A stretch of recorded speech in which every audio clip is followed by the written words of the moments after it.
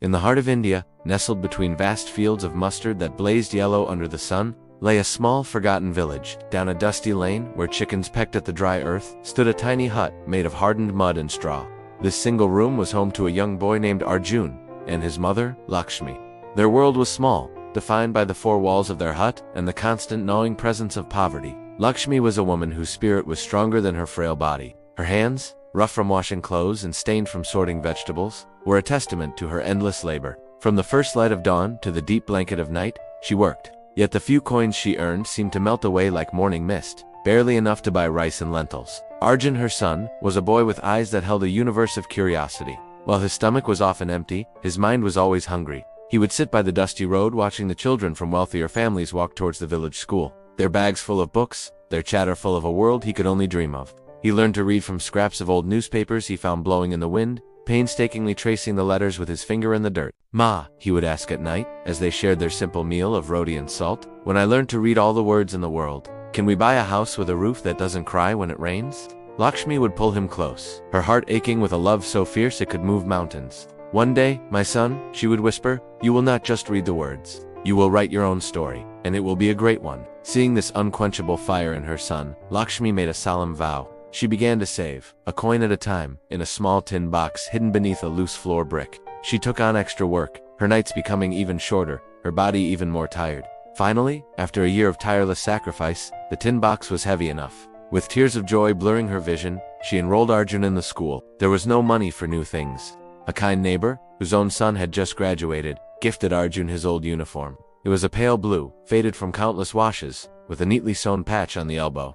The trousers were a bit too long, but as Arjun put it on for the first time, he felt like a king wearing his royal robes. He looked at his reflection in a shard of a broken mirror and saw not a poor boy in a worn-out shirt, but a scholar on the verge of a great adventure. His life fell into a demanding rhythm. His day began in the pre-dawn darkness, helping Lakshmi carry heavy baskets of vegetables to the village market. His small hands would scrub carrots and stack tomatoes before he'd run the 2 kilometers to school. He never walked. He ran, as if he were afraid he might miss a single word of a lesson. In the classroom, he was a sponge, absorbing every piece of knowledge. His hand was always the first in the air. His teacher, a kind man named Mr. Sharma, saw the extraordinary spark in him, but the journey was not easy. Other children would sometimes point at his patched uniform or his worn-out sandals. "Look at the market boy," they would sneer. Arjun never fought back with his fists. He fought back with his grades. Every taunt became fuel, every laugh a reason to study harder.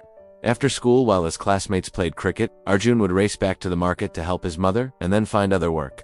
He delivered hot, sweet tea in little glasses to the tired shopkeepers, his voice a familiar chai garam chai in the evening bustle. At night, their tiny hut would be lit by the soft, flickering glow of a single kerosene lamp. While Lakshmi mended clothes, Arjun would sit on the floor, his precious few books spread before him. He treated them like treasures, their pages filled with worlds of science, history, and mathematics. Often, sleep would try to claim him, his head nodding with exhaustion, but the image of his mother's tired smile would jolt him awake. He had made a promise to her, and to himself, he would not fail. The days turned into weeks, the weeks into months, and the months into years. Arjun grew taller, and the faded uniform grew tighter, but as his body grew, so did his mind. The day of his final school exams arrived, and Arjun wrote with a confidence born from years of relentless effort. When the results were announced, a crowd gathered around the school notice board. A cheer went up. Arjun, the boy from the mud hut, had not just passed, he had topped the entire district. Lakshmi cried when she heard the news, her tears washing away years of hardship and fatigue. Arjun's success earned him a full scholarship to a renowned university in the bustling city of Mumbai. Leaving his mother and his village behind was the hardest thing he had ever done, but they both knew it was the only path forward. Years passed. Arjun, fueled by the same determination, excelled at university. He worked part-time at a library to send money home every month. Finally, graduation day came, and soon after, he landed a coveted job as a software engineer in a large multinational company. One day, a shiny new car drove down the dusty lane of his old village, stopping right in front of the little mud hut. The villagers stared as a handsome, well-dressed young man stepped out. It was Arjun. He had come home. He found Lakshmi, her hair now streaked with gray, sitting outside, her hands still busy weaving a basket. She looked up and for a moment, didn't recognize the confident man before her. Then she saw his eyes, the same curious, determined eyes. "Arjun," she cried, rushing into his arms. "I've come to take you home, Ma," he said, his voice thick with emotion. He drove her to the city, to a beautiful, spacious apartment building with a uniformed guard at the gate. He led her into a bright, airy home.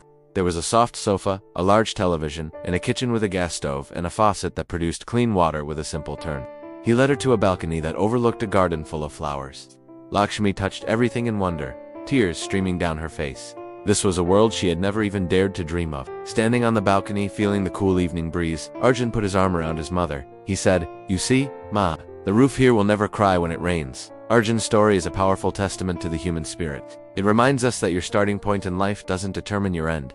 It doesn't matter how worn your clothes are or how empty your pockets may be. What matters is the richness of your dreams and the strength of your will. Never make excuses for your circumstances. Let them be the reason you work harder. Refuse to give up, for with every drop of sweat and every moment of effort, you are laying the foundation for the beautiful house you deserve. Thank you so much for watching. If this story inspired you, please give it a thumbs up, and don't forget to subscribe for more content that can change your day. We'll see you in the next one.